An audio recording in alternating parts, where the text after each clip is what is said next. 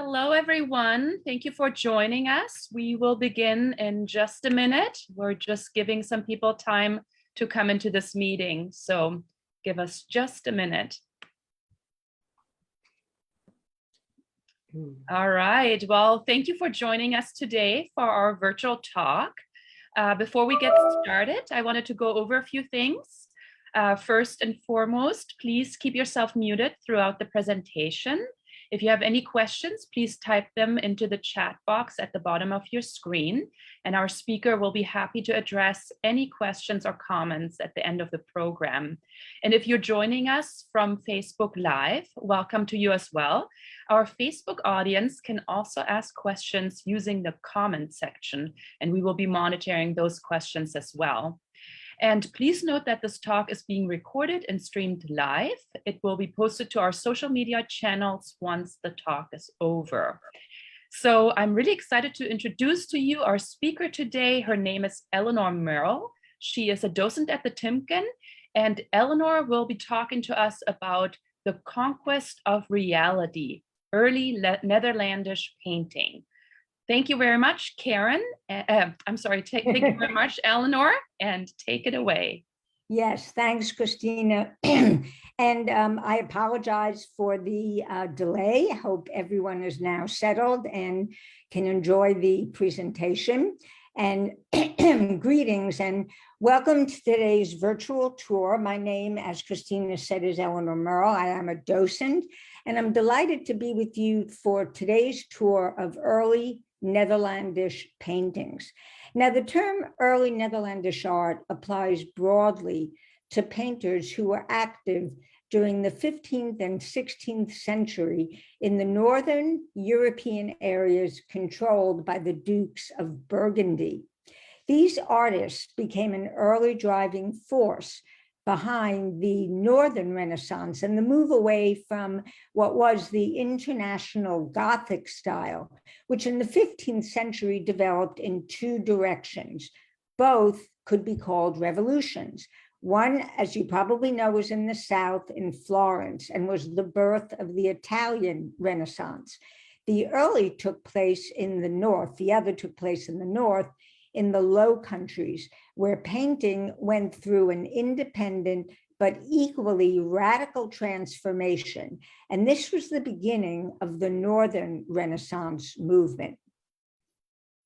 The enormously wealthy Dukes of Burgundy were the most important patrons of the early Northern Renaissance, but newly wealthy private citizens also commissioned art.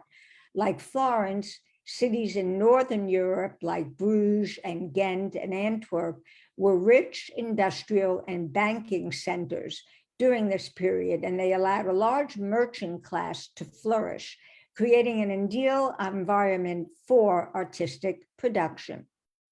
So in Italy, the Renaissance was deeply influenced by the art and culture of ancient Greece and Rome, in part because the art and architecture of antiquity was more immediately available. Ruins were plentiful in many of the cities. Hence, you have Michelangelo's David. Northern Europe, however, didn't have such ready access to ancient monuments. And so it tended to draw instead more directly from medieval traditions, which after 1380, conveyed new levels of realism, perspective, and skill in rendering color, peaking with the Limbourg brothers and their manuscript illuminations. These are pages from the Très Riche de Duc de Berry, and it's the most famous and possibly the best surviving example of manuscript illumination in the late phase of the international Gothic style. It's a book of hours, in other words, a collection of prayers to be said at the canonical hours. On the left is the page for January showing the household of John, Duke of Berry, exchanging New Year's gifts. The Limbourgs developed a more naturalistic mode of representation and developed portraiture of people and surroundings, as seen in the page for May on the right. So this really was the beginning and the look back for these early Netherlandish painters. Now, one of the most important aspects of early Netherlandish art is its role in the introduction of oil painting into the European arts.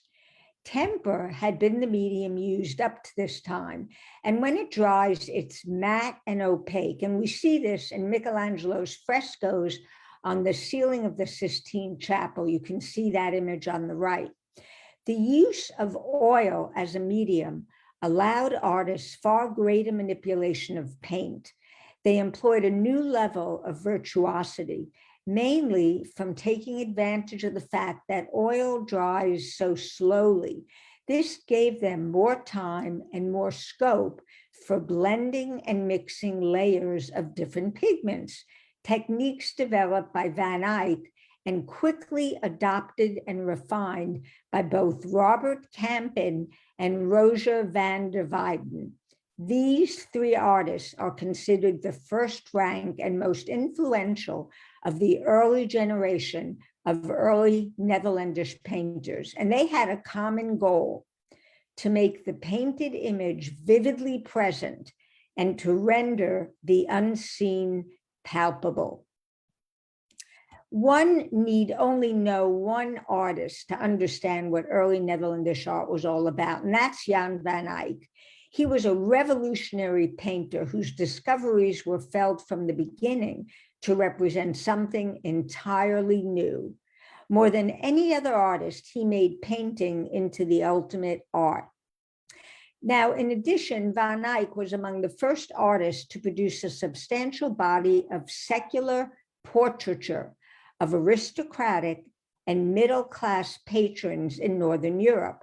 This was a genre formerly reserved for the ruling members of society. Not only was Van Eyck's portraiture highly detailed, but he also innovated a posture now taken for granted: the three-quarter view. Of his existing portraits, this painting, Portrait of a Man, is the most prized, and there's a general consensus that it represents another new genre, the self-portrait.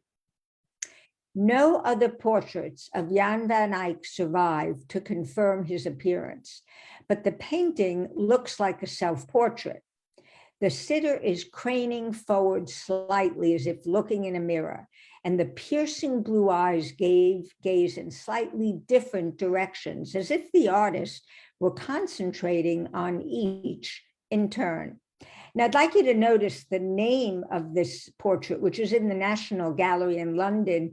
The label includes a question mark. So that's from the National Gallery. So it suggests that we believe this is a self-portrait, but cannot be confirmed. So taking a look at this depiction, we see emerging from a dark background, the sitter gazes out intensely at us. His clothing, that of a prosperous individual, but not a member of the upper nobility, would have been appropriate for Van Eyck.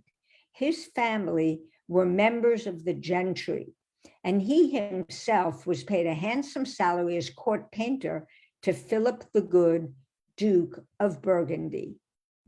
He's wearing a dark fur-lined robe, but it's his eye-catching headgear that steals the show. Although it resembles a turban, it's actually a typical 15th century piece of headwear, which is called a chaperon. Now, it has a decorative tail, which the sitter in this case has wrapped in a fabulously complex and exuberant fashion, creating deep folds and a real sculptural effect. But I wanted to show you, and this is a portrait from 1430, how the chaperon was normally worn with the tails hanging down. Some historians suggest that Van Eyck wrapped up his chaperon as a turban to keep the tails out of his way when he was painting. Van Eyck's use of limited colors and the intense contrast between the brightly lit face and the dark background make for a very arresting image. It seems as if the sitter is turning away from a strong light from the left towards us. Now, although it looks astonishingly natural, Van Eyck has played with the proportions of both the face and the body to achieve this dramatic effect. The sitter's shoulders are narrow and sloping, and the head enlarged so that it dominates the composition. And Van Eyck often did this in his portraits, enlarged the faces. But take a look at the unsparing way that he's represented himself. If you look closely, you can see his beard that's begun to grow, so you see a stubble, and the red veins in his eyes, perhaps from close looking at himself. Notice the wrinkles, the sagging skin, the beginning of the way the cheeks are drooping on either side of his face. So, this was not an idealized portrait, as, you would have seen in the Italian Renaissance. Now, there's another remarkable feature about this portrait, and that is that it's kept its original frame. And this was quite unusual. On the top edge, and what I want to point out is that on the top edge of the frame, Van Eyck has appended his motto, "As I can," in Greek. Now, "as I can," let me tell you a bit about this motto. First of all, it was quite unusual for a painter to have a motto. A painter was thought of a craftsman, not an artist, and, only the privileged had mottos. But Van Eyck had this motto, and "as I can" is from a motto that scribes often put at the end of a manuscript that they had just copied, which would have been a little bit longer. The full motto would be, it would have said, "as I can, not as I would," which means this is the best I can do. I wish I could do better. Now, it's sort of a humble thing to say, but Van Eyck hasn't taken the quote, "I wish I could do better" part. He just said, "as I can," which seems anything but humble. Especially the I in the middle of the phrase is a kind of play on his name, "as I can," as Eyck can. It thus seems as though Van Eyck is showing off here what he can do. Now, one art historian has suggested that this is a kind of portfolio piece, a showpiece, that the artist would use this as a way to sell his abilities to potential patrons. In other words, he was saying to them, "You can compare this painting to my own face. Here I am standing before you. Here's the painter, and this is how real I can paint." Now, while Van Eyck inscribed his motto on several other works, in this painting, it's larger and more prominent than anywhere else. In addition, he posited it on the upper part of the frame, which other portraits have survived by him, was usually the place where he inscribed his sitter's name. So it seems that the motto could stand for the sitter's identity, suggesting, therefore, that we are looking at a self-portrait. Despite Van Eyck's fame, most of his biography remains shrouded in mystery. What we do know is that his family were members of the gentry, and he was sought after by the most brilliant patrons of his day, including the Duke of Burgundy, which I mentioned he'd been appointed court painter. He remained in Philip's service, Philip the Good, until his death in Bruges in June of 1441. The sophistication of Van Eyck's iconography, which demonstrates understanding of complicated theological arguments, suggests that he's received a high level of education.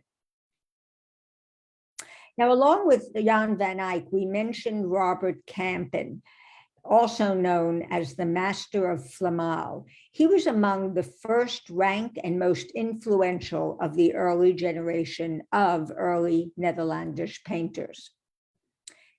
And here we have the Merode altarpiece. Now, this takes its name from the aristocratic Merode family of Belgium, who owned it during the 19th century. And it consists of 3 panel paintings, the triptych format. The left panel depicts the donor and his wife. The central and most important panel shows the Annunciation and its two main characters, Mary and the Archangel Gabriel. The right panel portrays Joseph in his workshop. Now, the triptych is relatively small in size. It's about 4 feet in width by 2 feet in height. So it was designed as a private devotional piece for the home. So let's look at each of the panels. Neither Mary nor the Archangel wear halos, and there's no dove to represent the Holy Ghost. Instead, Campen places Mary in a comfortable, well-sized room, along with the table, a bench running the length of a wall, windows, and a fireplace. Even so, the Annunciation scene is filled with symbols of theological importance. Above Gabriel's wings, a tiny, naked figure of a child symbolizing the body and soul of Jesus is being transported on 7 golden rays of light from one of the living room windows. He carries across a somber reminder of his sacrificial destiny. The table sitting between Mary and Gabriel brings a rather jarring note to the scene. While much of the painting has amazing realism and detail, the perspective is off. Most notably, the table is not foreshortened properly, and it leaves the viewer feeling kind of tipsy and unstable. Some have said that this lack of perspective was intentional, as it serves the symbolic purpose of visually detaching the religious realm from the world of the viewers. Perhaps the unsettling element is meant to clue the viewer into the fact that in this moment, all of history is being disrupted and changed. Others say that the artist had simply not mastered the use of perspective, or was simply a way to make things on it feel closer, more available. You can decide which side of the debate you fall on. Now, the tabletop has 16 sides, referencing the 16 most important prophets of the Old Testament. As Jesus will be the fulfillment of the Old Testament prophecies, it's fitting that they be represented in an Annunciation scene. A book and a scroll together reference the Old and the New Testaments.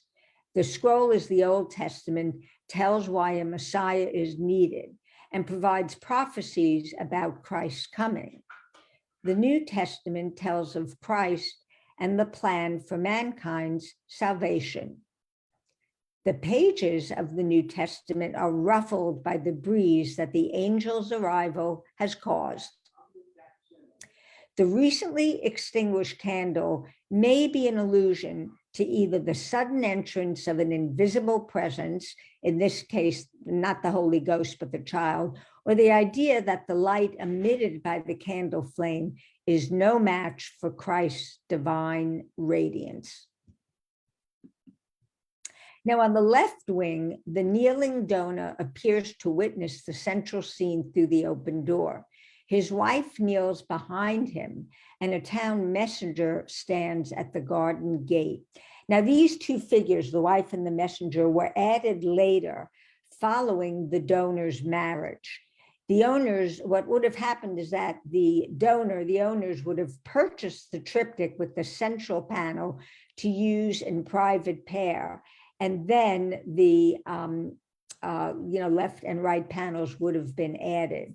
An image of Christ's conception in an interior is not unlike the one in which the donors would have lived, and it also may have reinforced their hope for their own children. On the right wing, Joseph, who's betrothed to the Virgin, works in his carpenter shop, drilling holes in a board. The mousetraps on the bench and in the shop window opening onto the street are thought to allude to references in the writings of St. Augustine, identifying the cross as the devil's mousetrap. The saw in the bottom left of the panel is believed to reference the sword that the Apostle Peter will use to slice the ear off of a Roman soldier on the night Jesus is arrested. And the other tools spread throughout the workspace are references to other moments of the Passion narrative. Campen related his ideas in colors whose depth and richness shone with incomparable luminosity. Again, the use of oil allowed for this. Nothing like it had been seen before, and his novel techniques shared with a few other practitioners, like, of course, Jan van Eyck, produced an exceptional result. His intensity of view, the sensation of sparkling color, eclipsed anything previously achievable in tempera. Now, I want to show you another work by Van Eyck, which is a contrast to Campen's Annunciation, and it's Van Eyck's Annunciation. And we don't know who commissioned this work or where it was originally installed, but most likely this panel was the left-hand section of a three-part altarpiece. The other panels are now lost. It's regarded as one of the most complex paintings, rich in symbolism and iconography, not to mention stylistic detail that makes it appear almost photographic. So again, we see the Archangel Gabriel delivering a salutation from God, saying, "Hail, full of grace." His words flow out in gold letters. Mary draws back with surprise and modesty, and she's been chosen to bear the Son of God. As she speaks her acceptance, "Behold, the handmaiden of the Lord." Note that it's written in reverse for God to see. The dove of the Holy Spirit at the same time transcends on rays of light. So I hope you can notice that the words in gold, coming from Gabriel and Mary's words are upside down. Now, for Christian believers, this is the very instant of the incarnation, when Word is made flesh and Jesus is given earthly life, and when God's plan for salvation is set in motion. The setting of the scene within a church itself is rather significant and new. Van Eyck appears to have been the first panel painter to locate the Annunciation inside a church. Both the ecclesiastical setting and the overlarge size of the Virgin within it help identify the church with the person of Mary. For all its highly convincing evocation of the material world, however, virtually every element in Van Eyck's painting carries complex levels of meaning. His elaborate symbolism, which would have been fully grasped only by a small, well-educated elite, centers on the implications of the Annunciation as the transition to the new era of grace, brought about by Christ's human birth and sacrifice. The light that streams in from the window at the upper left takes the form of 7 golden rays. The dove of the Holy Spirit descends along the longest of these. Now, the number 7 refers to the 7 gifts of the Holy Spirit from the book of Isaiah, and the gifts are wisdom, understanding, counsel, strength, knowledge, purity, and fear. In addition to the divine light from above, a naturalistic light illuminates the scene from the right. The single stained glass window at the top of the back wall contains a depiction of the Lord and contrasts with the 3 lead-shot windows behind the Virgin, reinforcing the passage from the Jewish concept of one God to the Christian concept of the Trinity. That the figure of the Lord in the stained glass window stands atop a globe may refer to his words in Isaiah 66. "Heaven is my throne and the earth is my footstool." So keep the footstool in mind for a moment. Both figures are elaborately dressed. Mother Mary wears a blue dress, symbolic of divinity, as we know, with an ermine trim. Archangel Gabriel wears a similarly styled robe to Mother Mary, but it's more lavish, decorated in patterns and large jewels. He also wears a crown and holds a staff in his left hand with his right finger pointing upward. His garments suggest that he's taking part in or celebrating a high mass. Now, the difference in clothing creates a contrast between the two figures, indicating that Archangel Gabriel is from heaven, and Mother Mary, in her plainer clothing, suggests the contrast between heaven and earth. Interestingly, Mary's facial figures are believed to resemble that of Isabella of Portugal, who was Philip the Good's wife. And remember, Van Eyck was the court painter to Philip the Good. Gabriel's wings are marvelously depicted in a variety of colors reminiscent of a rainbow. And the rainbow becomes a powerful symbol of cleansing and purification, strong themes from biblical narratives. This is the only Annunciation scene where Jan van Eyck gave Gabriel rainbow wings that appeared in this manner. The wings also kind of look like peacock feathers, which are symbolic of immortality. Now, in the bottom right corner of the composition are a book, a bunch of lilies, and there it is, the footstool.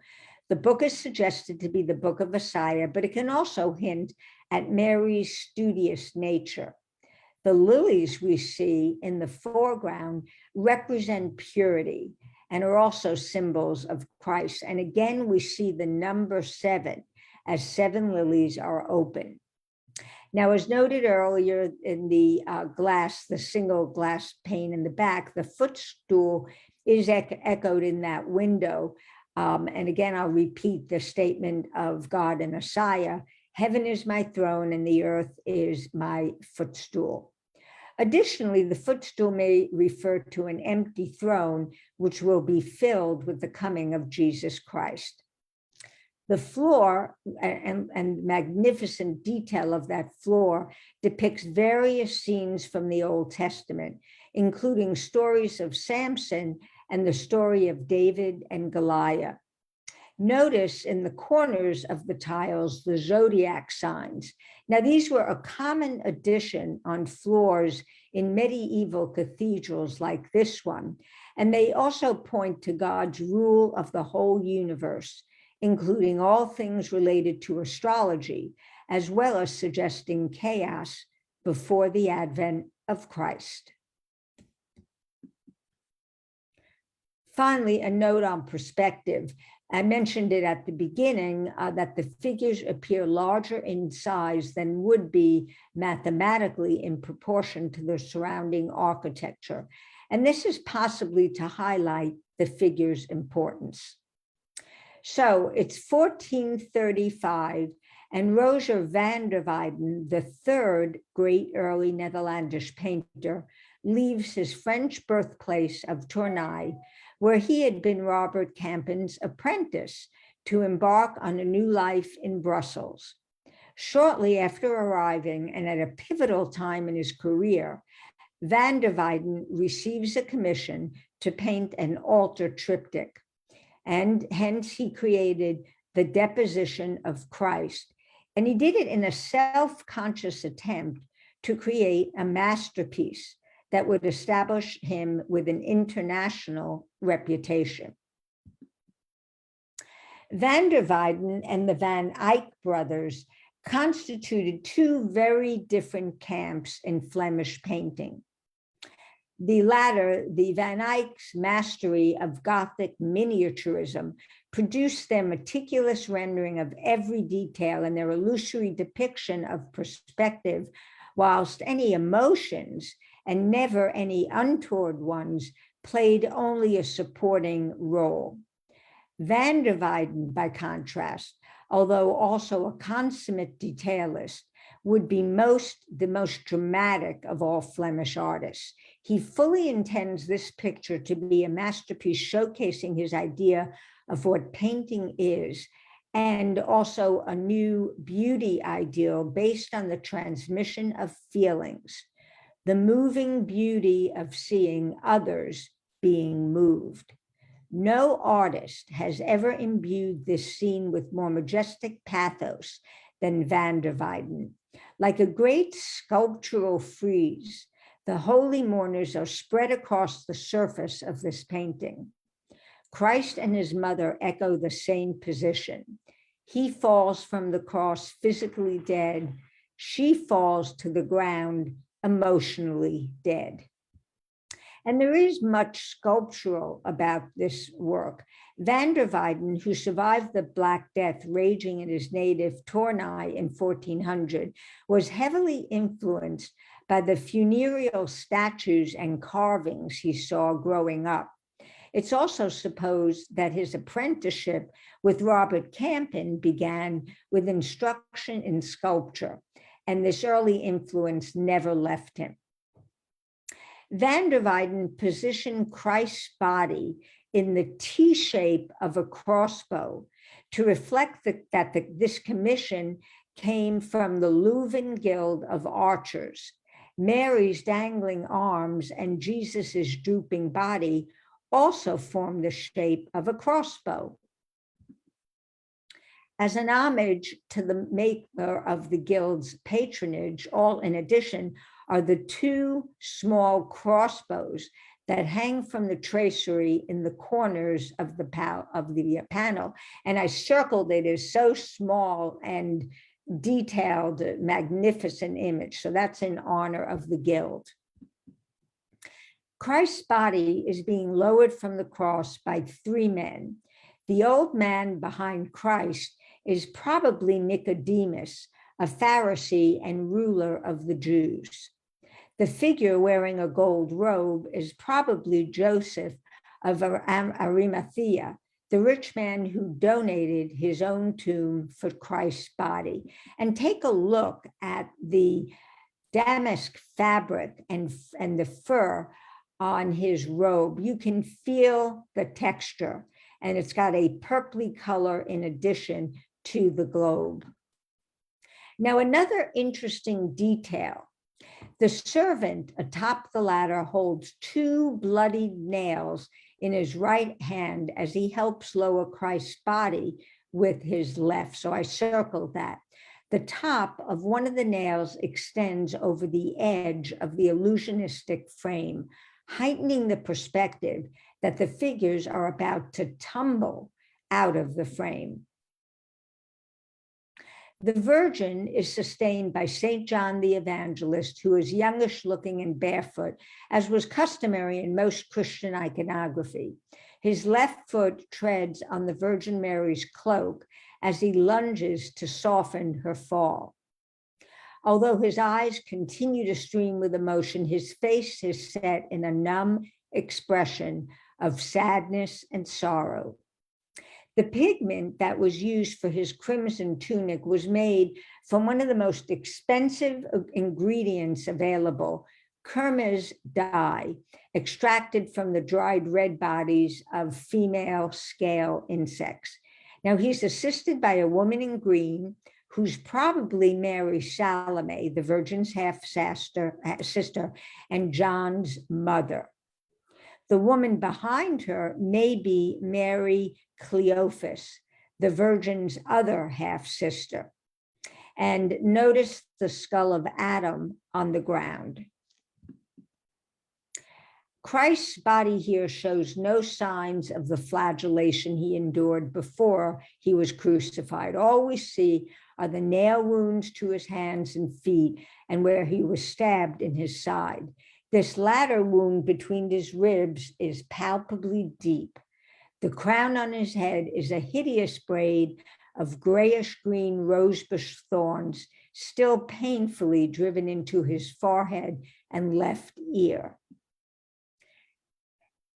And the depiction of tears in this work is miraculous. It's said that it was Roger van der Weyden who invented the tears that flow down the cheeks of his grieving mourners in scenes of the Passion, imploring the compassion of the viewer. This is very distinct from the Southern Italian Renaissance and was quite honored in the South. The emotionally charged figure of Mary Magdalene closes the painting to the right. She embodies the tragedy of having witnessed the death of he who had saved her from public execution for adultery by daring her persecutors, and I quote, "Let he who is without sin cast the last stone," end of quote. Mary Magdalene's elbows are raised higher, fingers tightly clasped under her chin in a gesture of prayer. Her purple cape has slipped off, exposing her bare décolleté.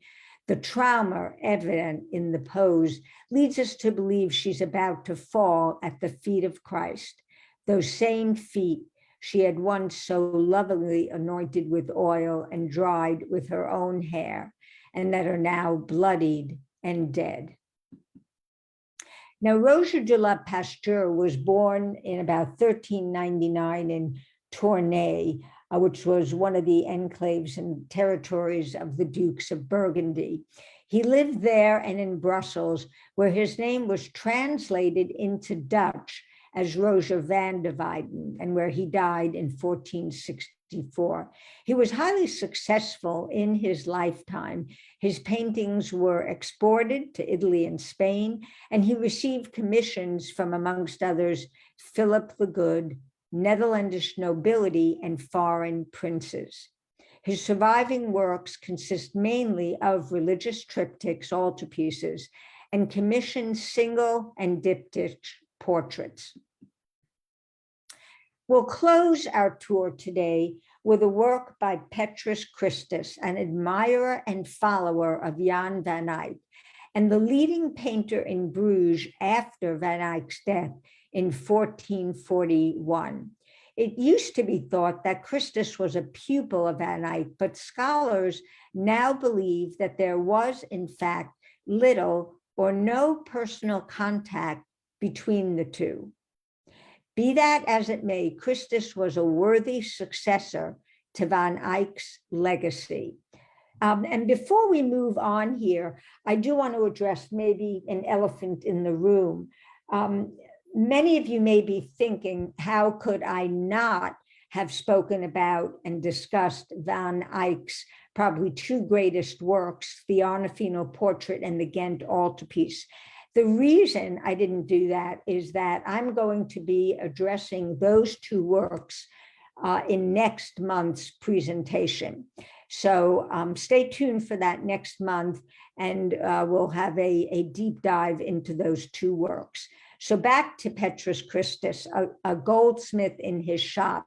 This is a unique painting, and it's sometimes referred to as the first major secular painting in Netherlandish art. Now, recall the Tinkin has a Petrus Christus painting, a religious work, Death of the Virgin. And I wanted to show you this work. It is so very different. Whoops. Now, this view into a goldsmith's stall where a fashionably dressed couple chooses a wedding ring conveys a sense of the opulent world of 15th century burghers. The goldsmith is depicted dressed in the garb of a common craftsman, seated in his workshop in the company of two elegantly attired people who seem to be negotiating business with him. The man and the woman are evidently a couple, and their sumptuous and fashionable clothing mark them either as members of the court of the Duke of Burgundy or the few wealthy burghers who were able to mix with the aristocracy. A red wedding girdle lying on the counter confirms that the couple is betrothed, and the ring in the goldsmith's scales is likely to be a wedding ring they're inspecting. Oddly, the goldsmith's attention isn't focused on the scales or the couple, but he's looking at something off to the side towards the source of light. So we don't really know what that is or what that means.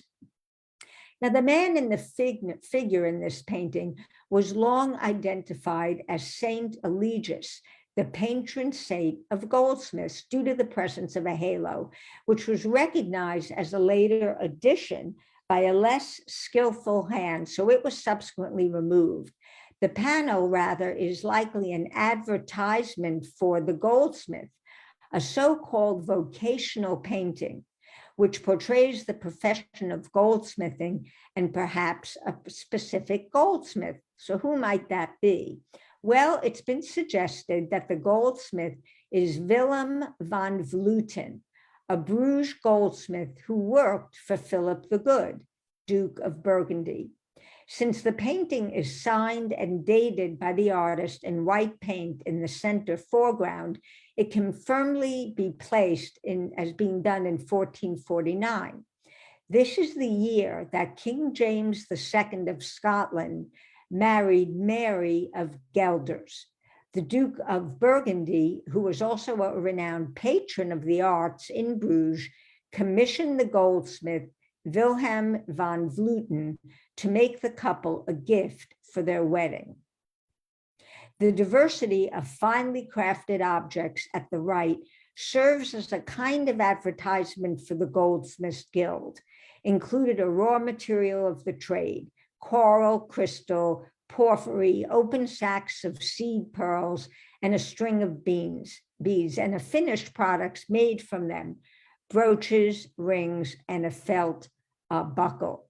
I wanted to mention that while we're fairly certain who the goldsmith is, we're not as certain, even though we think we know who the couple is, we're not certain that these are portraits of the couple. Research has been done of the underdrawings of the painting, and they're quite detailed for the goldsmith. They are not as detailed for the couple. Now, the convex mirror, which links the pictorial space to the street outside, reflects two young men with a falcon. Now, a falcon is a symbol of pride and greed, and this establishes a moral comparison between the imperfect world of the viewer and the world of virtue and balance depicted here. Christus's use of the mirror to create this trick of perspective enables the viewer to simultaneously see what lies before him or her, the goldsmith, and what lies behind, the falconer and the city. And it is believed that the city that you see there does accurately represent Bruges. This painting is a fine example of how much an artwork can tell us if only we know where to look and are able to appreciate the significance of its many small details. So thank you all very much for attending our presentation today. I'd like to close with a quote by Angra, the artist Angra, and I quote, "Details perform an essential role in classical painting. To engage the spectator as they contemplate them is to touch their soul." End of quote. I hope you enjoyed taking a look at artworks which 6 centuries later, hard to believe, still enthrall and intrigue us. And I welcome any comments or questions you may have. Thank you. Yes, thank you so much, Eleanor, for this wonderful lecture. God, you always do so much research and you really present a lot of interesting facts. So we're opening it up for questions right now. Since we're a relatively small group, you're welcome to unmute yourself and just speak up. I'm also taking a look at the chat to see if there's any questions in the chat. You can type your question in there. And as we're monitoring that, I just wanted to, because I'm curious, as I said, you did a lot of research in preparing for this lecture, and I was just wondering, what were the biggest aha moments that you had or things that surprised you as you were diving into this research? Oh my goodness. I think the extent of the vastness of the symbolism in these works. Right. I mean, I only touched on the symbolism. I was in awe of the knowledge, particularly with Van Eyck, of his theology, clearly a very learned individual. And there continues to be intrigue. I mean, even in something, like the Goldsmith work, but certainly next month when we talk about the Arnolfini portrait, I mean, there are as many interpretations as there are objects in that painting. So the ability of these artists, again, to create these works that continue to intrigue us 6 centuries later, I'm just in awe of it. Right, right. And we do have a question now in the chat. Andrea would like to know, what is the meaning of the hanging kettle in the Van Eyck? The hanging, in the background, I think that was just to introduce a interior kind of feeling, a more homey kind of feeling to it. That's the best I can understand. I did not find a lot of research on that. I did look into it. Right.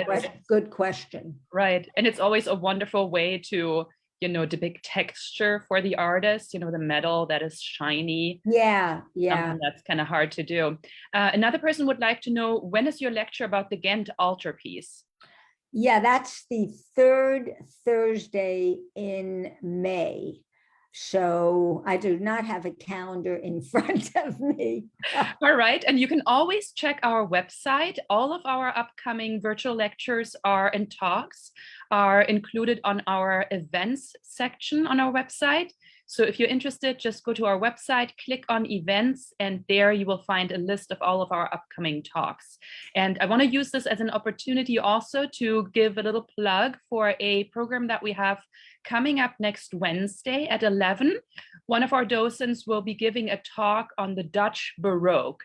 And again, that information can be found on our website. It's next Wednesday at 11, the Dutch Baroque. So I hope you will be able to join us.